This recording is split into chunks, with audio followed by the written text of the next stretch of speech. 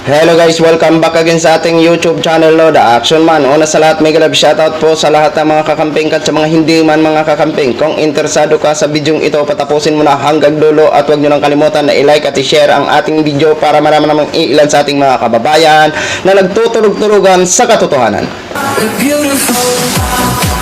So muli naman nagbabalik ang nag-iisa yung host na si The Action Man para magbigay ng komentaryo at reaction sa mga mainit ng issue ng bayan. So ito ho mga ka-action, mga kakamping, no, may gusto lang ho ako na i-share sa inyo. Regarding po ito sa isang pahayag ni dating Pangulong Duterte ho mga ka-action. Eto na, dahil nga ho, wala na silang magagawa at tila bang natatakot na ho sila. Alam naman po natin na siyempre kinabahan ho sila nung nabalitaan nila na napawalang sala ho at binigyan pa siya ng matinding mensahe. Kaya ito na lang ho ang naging reaction ni Lolo Nyo Digong. Di ba? Ano kayo ngayon? Kuro-kuro na kayo, no? Hindi na kayo pwedeng magbagsik-bagsikan. Ito ho mga ka-action, panoorin po natin ito. Dapat igalang ang desisyon ng korte. Yan ang sinabi ni dating Pangulong Rodrigo Duterte ng tanungin tungkol sa pag-acquit o pagpapawalang sala kay dating Senador Leila de Lima sa ikatlo at huling drug case laban sa kanya. Sabi ng dating Pangulo, dapat daw itong ikatwa dahil gumagana ang demokrasya. Kaugnay naman sa naunang sinabi ng anak na si Vice President Sara na tatakbo sa pagkasenador ang dating Pangulo pati sina Mayor Baste at Congressman Pulong. Sabi ni Duterte, huwag anyang kumagat sa sinasabi ng anak.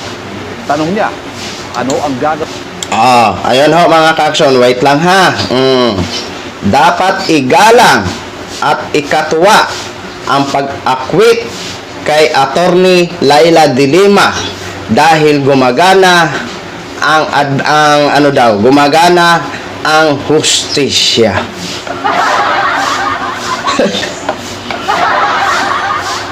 Siguro habang inaano to ni Duterte, masabi siguro laayaan ni oy nakalaya man ang akong pinakulong. Paano na to? Hinahamon na kami sa Kongreso na magharap-harap na. Di ba? Ito na lang ho ang pwede nilang sabihin. Di ba? Wala siyang response sa mensahe sa kanya ni Attorney Leila de Lima. Di ba? Na kayo ngayon ang magbabayad. Di ba? Ito lang ang response niya.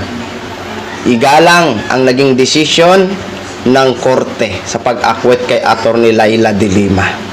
Kahit papaano, gumana daw ang hustisya dito sa Administrasyong Marcos. Bakit no mga panahon nyo dating Pangulong Duterte, hindi ba gumagana? Di ba? Kasi noon sa inyo, hirap na hirap makamit ang katotohanan. Di ba? Kasi kayo ang presidente. Kayo ang masusunod eh. Pero dito, sa administrasyon ngayon, nakikita ho namin na may hustisya kahit papano. Di ba? Ngayon, malaking kahihiyan ho ito sa inyo. Di ba? Ikaw na rin mismo ang umamin na gumagana ang hustisya at dapat igalang. Pero noong mga panahon, dating Pangulong Duterte, ginalang mo din ba ang bawat karapatan ng bawat Pilipino? Ginalang nyo din ba ang karapatan ng mga namatay nung war on drugs? Di ba? Marunong din pala kayo magsalita, igalang. Di ba? Nakakagulat ka ngayon ha? Mukhang lumalaylo na lumalaylo o lumalambot na lumalambot ka na ngayon. Di ba? Ngayon nyo ipakita ang talino mo. Ngayon mo ipakita at bagsik mo kung magsalita. Harapin mo si Attorney Leila de Lima. Yan ang hamon namin sa iyo. Harapin mo sa Kongreso. Di ba? Nasa ganon, pareho kayo abogado, di ba? Sabi mo matalino ka. Edi harapin mo. Nasa ganon, presidente ka dati eh. Ex-justice lang ito si Attorney Leila de Lima. Harapin nyo. Di ba? Nasa ganon, malaman namin na ikaw ay may yagballs. Di ba? Sabi ko nga sa inyo Sabi ko nga ho sa inyo mga ka-action. Di ba narinig nyo? Nag-comment siya sa naging announcement ni Vice President Sara tungkol sa pagtakbo nila sa Senado. Wala daw siyang kaano-ano niyan, ha? Yun yung sinasabi ko sa inyo In-announce yun ni Vice para mamonitor nila kung may kakagat o marami ang magiging makuha nilang simpatiya ng taong bayan. Ito ho, biglang umano-ano muna siya, biglang kumambyo-kambyo. Kasi, wala pa eh. Halos, ano lang talaga, halos yung sa mga rally-rally, yun lang naman talaga ang kumakagat eh. Wala pa silang napipisil ng mga new na kanilang mauuto. Gagawin nila kung tumakbo silang tatlo. Kaugnay naman sa eleksyon 2028, sinabi ng dating Pangulo na Diyos na raw ang bahala. Sa issue naman ng pagbibitiw ni VP Sara sa gabinete ni Pangulo Marcos, sinabi niya hindi raw siya kinonsulta ng kanyang anak tungkol dito. Sinabi niya yan sa pagbisita sa Tacloban City. Yun na, mga ka-action. Kung sila daw ay tatakbo, ano bang gagawin daw nila? Hindi. Okay pa yan, yung dalawa. Halimbawa, kung tumakbo yung dalawa na anak mo, si Baste at saka si Pulong. Pero ikaw, huwag ka na ho tumakbo. Oo, kasi kung manalo ka, ano bang magagawa mo sa Senado? Medyo, ano ka na nga, medyo mahina na. Ikaw mismo, aminado na nagkakasakit ka na. Kaya, pahinga ka na. Yan ay payo din namin sa'yo. Pumahinga ka na. Maging masaya ka na lang sa pagiging private citizen.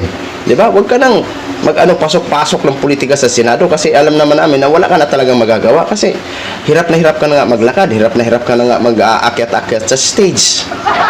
Every time na may mga rally kayo, kami ho ang naaawa tumingin eh.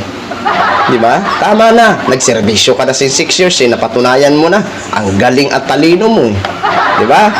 Kaya nga sa sobrang mong galing, sa sobrang mong talino, ang dami mo nga yung problema na kinakaharap. Nandun na yung sa ICC na problema.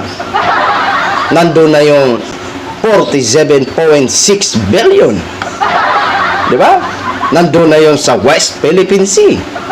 O tama na yan. Harapin mo muna yan bago ka magtakbo-takbo. Oo. Yan lang ho ang maminsahe namin. Dapat magpahinga ka na. Maging masaya ka na lang habang nabubuhay ka pa. Di ba? Kasi wala ka na ho talagang magagawa sa Senado. Magsinamok-sabok ka lang. Okay, so yun lang ho mga ka-action, mga kakamping knog, i-share ko lang ho sa inyo. Maraming salamat po sa ating mga viewers, Luzon, Visayas at Mindanao all over the world. Ako po, ang inyong lingkod, si The Action Man. Have a good day, everyone. Beautiful.